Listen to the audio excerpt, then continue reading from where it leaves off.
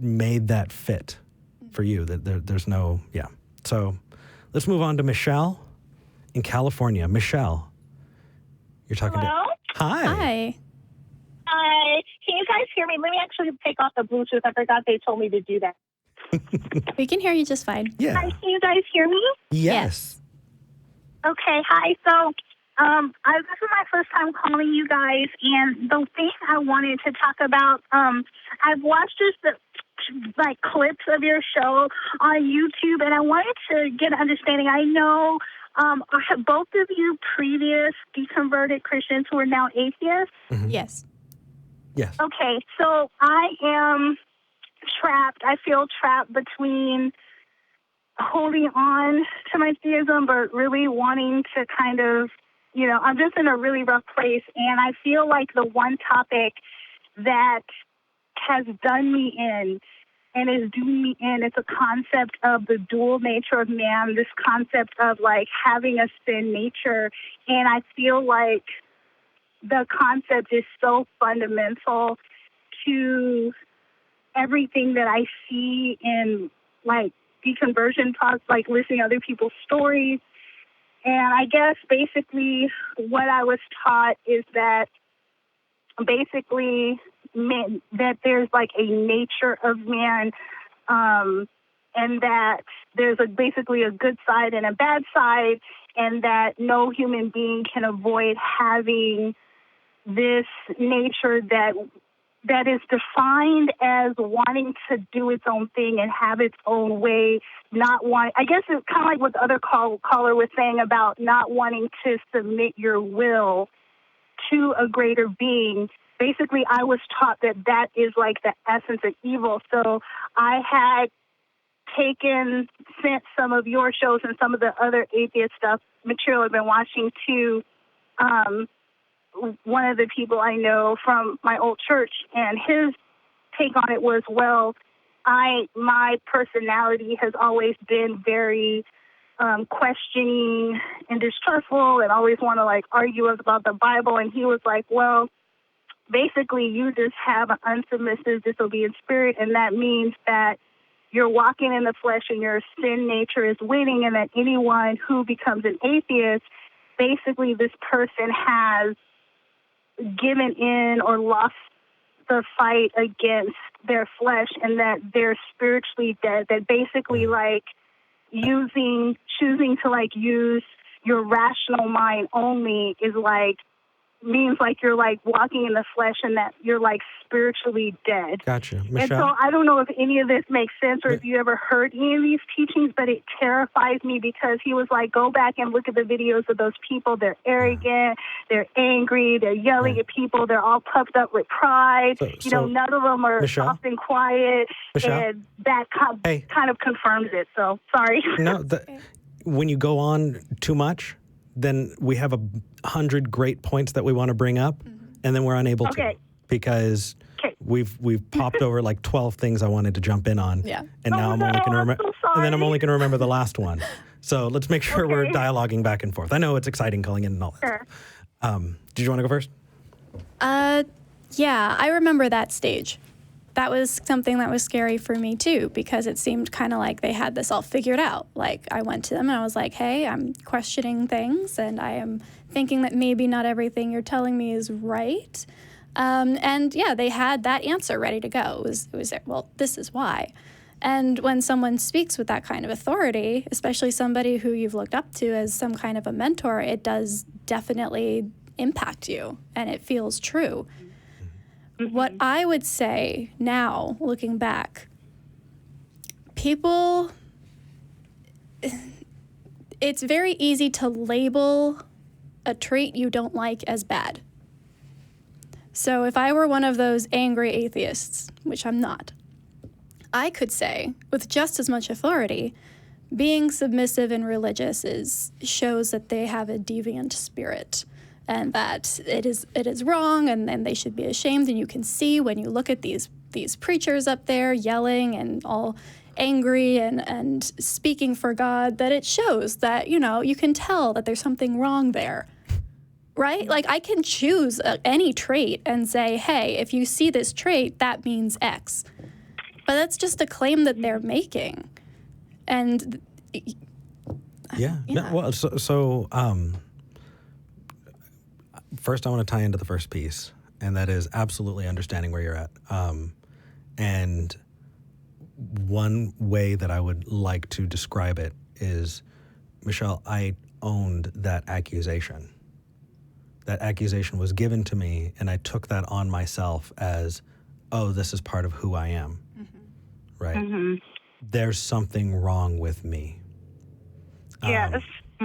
And I remember the first time I ever heard somebody say they're breaking your leg to sell you a crutch. It was hard for me to believe. But then again, let's take a look at the accusation. So the accusation is this person is angry. Can somebody be angry and correct? I don't think it's the angry, though. Well, I just want to clarify, not to argue. Yeah. I think what makes it difficult is that they're postulating a foundation upon which the anger lies. So to me, because in Christianity, there can be such a thing as righteous anger. The thing that I can't seem to get around is the why I'm angry. That's the part that, and I don't know if you know what I mean. Like, did you ever wrestle with, like, the reason why you're angry is because you don't have an ability to do otherwise, because you are powerless, you're spiritually dead, and unless you grovel around for God to do something, there's nothing left. Yeah. Yeah, and I don't know if that makes any sense. Well, it does. It makes sense. Well, in that we've experienced right, it. Exactly. So, Michele. Yeah. You're not broken. There's nothing wrong with you. Huh? And if you never hear it again, then I want to tell you today, you are not broken. And the fact that somebody would do that, to tell that to you, is, I think, tragic, because I don't think they're trying to be hurtful or abusive, but that's the effect. Mm-hmm. When a parent learns that from their parents that they need to beat their children to teach them, they're not necessarily hating their children. What they're learning is they're learning a behavior that continues to produce pain. And what that person did is inflict pain. But what if that kid grows up and, like, beats other people? Then what that's what was done to them. Exactly. Yeah. Exactly. It's a perpetuation, right? What this person has done is they've given you an argument, and not a I'm yelling at you argument, but an actual, like, argument for why they think it is true. And what they did is ad hominem. Instead of talking about the subject, they attacked the person. And they said, this person is not reliable or does not have the truth or is not telling the truth because they are sinful, they are broken, they are yearning for all of these evil things, right? None of that impacts what we're saying. They're just trying to write you off or write us off because, I don't like that thing about them. I mean, it's easy to write somebody off. It's really, really hard to talk to them. But what if you see that, I guess, are you saying that the behavior or it's not even behaviors. I think this is a part, because, like, I've been trying to get resources and, people have given me stuff in Atheist, and I've gone on some forums and different stuff, but I think it's not the behaviors or the feelings, but, I realize, like, a lot of those presuppositionalist stuff is, like, what I grew up under. I didn't realize that that's what it was until I heard it. Mm-hmm. But kind of like the whole, just kind of like without God, like, I can't even, like, reason, like, just the fact that I'm able to even have this conversation means, like, there must be a God, and that's what I've been led to, like, believe. So kind of like I don't know how to wiggle myself from under absolutely things. I can help with that. Okay. Do we both exist in this world? Do we both what? Are we both existing? Are we here? You and I? Am I a figment of your imagination? Probably not. No. Okay, no. Good. So we're there. Can you use logic? Yes. Can I use logic? Yes. There you go. We have now established the foundation upon which we can do the rest. For somebody to say that you need to justify logic to use it is saying you need to be a mechanic before you can drive a car. Right? Oh my God. You need to be able to grow the wheat and mill it and create bread before you can eat it. You can utilize a thing and not understand it and it still work. So what if a person abandons this whole concept of like sin nature and original sin and obedience and submission to an invisible power? Like, I wouldn't even know where to begin with my own personal struggles, I guess, that led me, that I sought Christianity out as an answer for, like, what you're saying, I guess, the broken leg crutch thing. Like, I actually kind of thought, okay, basically, I think maybe this will make sense from the rational point of view, and I'm not really good with all these logic. I haven't never studied any of that stuff. I didn't really hear about it. You're doing great. So I started You're doing listening great. to your shows. But basically, I identified behaviors, feelings, and things in my life that I did not like. And then I came across a philosophy called Christianity that seemed to give a perfect explanation for why, just for an example, like binge eating. Like, I feel like an eating disorder. Like, I felt that I could not control a behavior that was bringing pain into my life. And so basically, even like with 12-step, like they all say the same thing, that the reason why a person has destructive or painful behaviors that bring suffering on themselves and their fellow beings is because this person their soul is submitted to some kind of higher power. This person, they don't want to listen to anybody else, not a pastor. So basically, that there's something inherent about human beings in general that they don't want to have any kind of authority. So what do you guys think about that concept? Would you agree that there's just something about humans in general that we don't want to submit to something, whether it's God or not? No. Oh, really? Okay. No. Really? I don't think I've ever heard anyone say that. No. Okay. I'll tell you why. I will tell you why. That's what I believe. That's okay. Well, you are wrong. Right, that's okay. We're going to fix that right now. Okay. So let's start with this. If you're going to assume that I just believe in your God and I'm trying to be an asshole about it, there's no reason to talk to you. You've already written me off. And if the idea is to write people off, we can write people off for a whole bunch of reasons. I can give you a bunch of crappy reasons, right? Like the color of your skin. Okay. Is that a good reason to write somebody off? No. Right? You can assume intentions to somebody that you don't like so that you don't have to listen to them. And that is exactly what that is doing. But to say that it is sinful to what? To like sex? To masturbate? To want to be successful in life? What? What is it? What is it that's sinful that is being used as a tool of shame to keep you here? Because that's what it is it's using shame as a tool to keep you here. What is it? How do you replace it? Does replacing it mean that it was wrong? No. But you know what? There is something that you can replace it with. And that is that you are not being told that you have to be a moral person. You're being a moral person because you are a moral person. You're making a choice to live in this world and to love the people that you do and to do the best that you can with it. That's amazing. It's not scary. I know it sounds like it. It's not scary that you don't know because it's giving you permission to learn.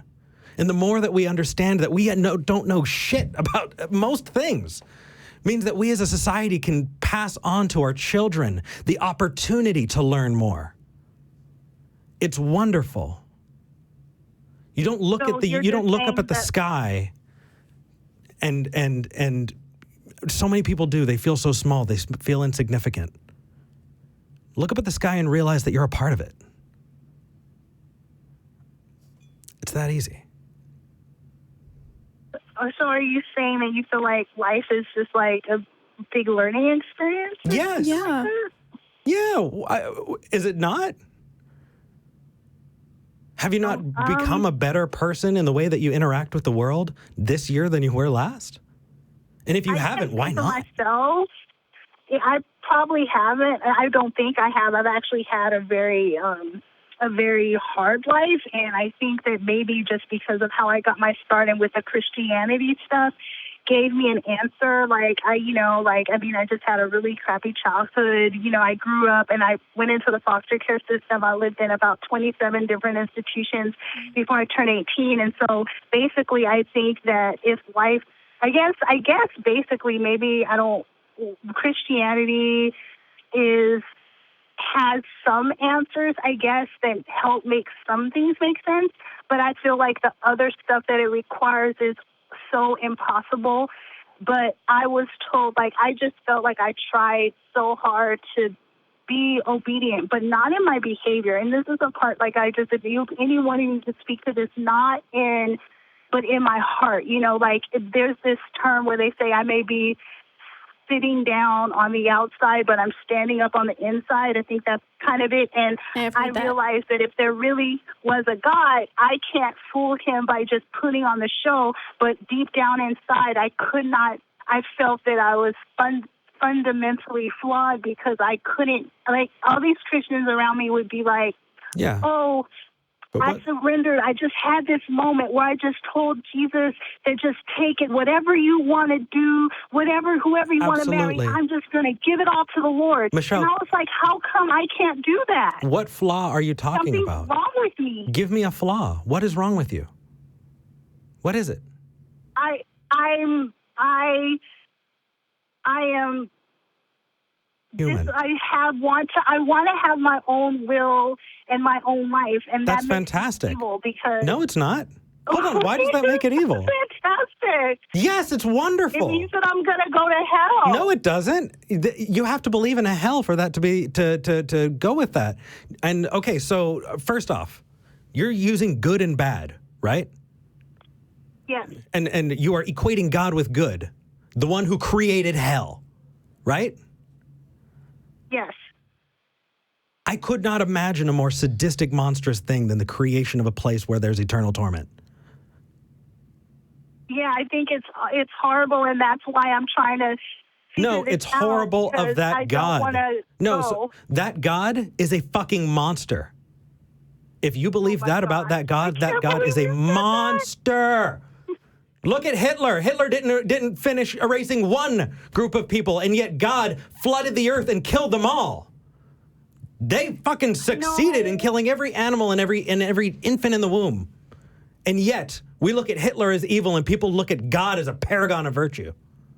Why? I know, but my friend told me when I told her I thought I was becoming an atheist, I heard her voice and she started screaming and crying. And she was like, I'm afraid for your soul. Because she loves you. Because she learned that that's what it is. Mm-hmm. There's no doubt. Do you think that she loves you? I do. But she doesn't know. That's what she's learned. She's still telling you she loves you and perpetuating an abuse. And that's okay. You can say, I love you and I disagree. Because I have to choose between going to hell or trying to have my own life. Michele. And I feel so bad about it because I don't feel like I necessarily want to do bad things, but I just basically everyone keeps saying to me, they're like, you just want to go your own way, Michele. You're and then they're like, oh well. My friend was like, well, talk to me when you decide to come back to the fold. And I'm like, I don't really want to go back, but I just feel like the fact that I don't want to go back is evidence. I guess that's what I've been trying to say. The fact that I truly, deep down inside, don't want to go back completely confirms their position in the first place, and I don't know how to get out of it. Sure. Okay. Does that make sense? It does. It does. And what they've done is said, I'm right, and if you disagree with me, I'm right. Therefore, I'm right. It's a stopgap to stop interacting. In what way could they ever be wrong? I mean, who am I I guess you're Michele, and that's fucking awesome.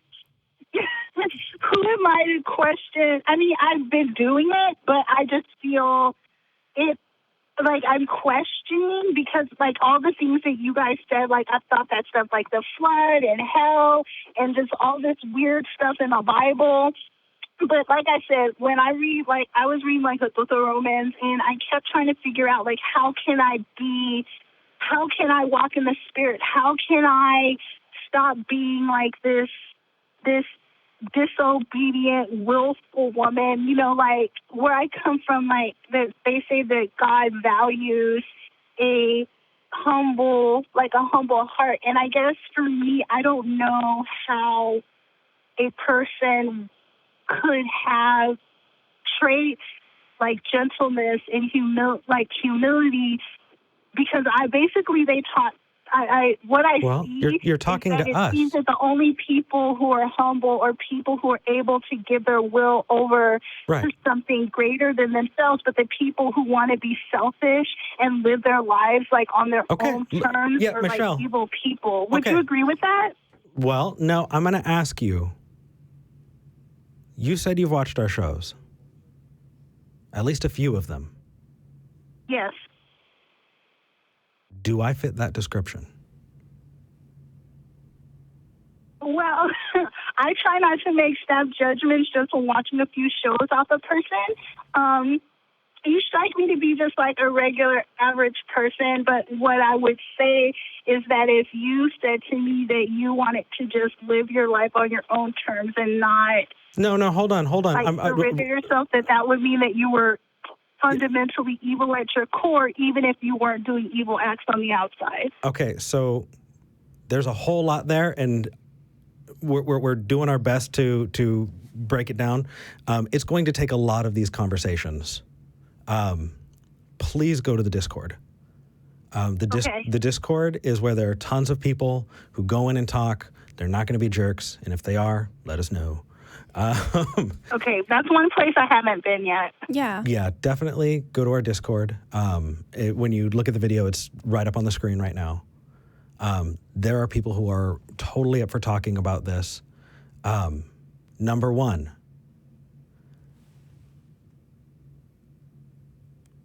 the idea that religion has a stranglehold on compassion, kindness, generosity, caring, loving, and giving, this altruism is only owned by religion, is incredibly wrong. And I know that you're wrestling with it, but come on. If you think that we haven't given to charity, if you don't think we haven't gone out and helped the homeless, if you think that we don't, as an organization, give tens of thousands of dollars to organizations that can continue to help, then you haven't watched enough of our shows, because that is what we do. That is not purely owned by religion. On top of wanting to live a happy life. If somebody says that is wrong, run away from that person. You're suffering from being in a community that's pushing this on you, and it is tough walking away. That's why we're saying check out the Discord, check out online. I'm telling you right now, I'm looking at a studio audience of people who recognize this very, very well. Well, you live in 2019. We found each other. You don't have to do it alone. We're here. Okay, I'll check it out. Hopefully somebody can have something to say about what you just said, and I know you gotta let me go. I guess we do. Just ultimately, I was taught that it doesn't really matter the good things that people do. It's the reason why they do it. So even if an atheist person does all kinds of good works, the good works are going to be filthy rags because they weren't doing it like from a foundation of Jesus. And I know you probably are going to say that's crazy, but I just don't know how to... It's not crazy. It's just judgmental and wrong. It's just mean-spirited. How am I going to prove that wrong? If somebody's being a mean-spirited asshole, like if they're saying, well, you know what? Eric went out and dedicated his life to curing a disease, but he didn't do it in Jesus. So really, that wasn't a good thing. Really? No, that's not how anything works. If they want to do that, they're absolutely welcome to it. But no, that is not convincing. Yeah. Big, giant hugs from Austin, Texas. We care about you no matter where you come out. Absolutely. Take your time and think about it. And please, you guys. Yeah, please, you are not broken. You are not broken. I hope that one day I can discover that. And I'm talking on my phone, so I don't have any screen to see or anything. Is the Discord a website, or how can I get that information? You can get it as an app on your phone. It's also a program on the computer. We have that information up on the video, which is going to be up on YouTube. It's not going anywhere. Okay, I'll go back and look for it. Actually, thank you. Hold on. We just got word from the back room. We're going to put you on hold, and they'll work with you on it right now. Okay, thank you so much, you guys. You guys are doing good work. I really appreciate it. I may call back maybe next month or something to give you an update. Please do. I'd love that. All right, thanks, guys. Thank you. Bye.